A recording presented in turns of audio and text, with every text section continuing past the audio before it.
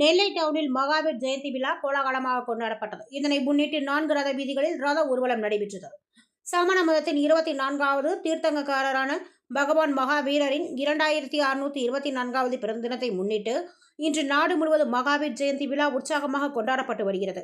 இதன் ஒரு பகுதியாக திருநெல்வேலி மாநகரம் நெல்லை டவுனில் உள்ள ஜெயின் சமூகத்தினர் சார்பில் மகாவீர் ஜெயந்தி விழா மிக சிறப்பாக கொண்டாடப்பட்டது. நெல்லை டவுனில் அமைந்துள்ள மகாவீர் ஜெயந்த் கோவில் முன்பிருந்து அலங்கரிக்கப்பட்ட ரதத்தில் பகவான் மகாவீரரின் திருவுருவம் வைக்கப்பட்டு ரத ஊர்வலம் நடைபெற்றது. மேலதாளங்கள் மற்றும் இசை முழக்கங்களுடன் தொடங்கிய இந்த ஊர்வலமானது நெல்லை டவுனின் பாரம்பரியமிக்க 4 ரத வீதிகளான கீழரத வீதி, தெற்கு ரத வீதி, மேலரத வீதி மற்றும் வடக்கு ரத வீதி வழியாக வலம் வந்தது. ஊர்வலத்தின் போது சமண சமூகத்தினர் பக்தி பாடல்களை பாடியும் மகாவீரரின் போதனைகளையும் முழங்கியும் சென்றனர்.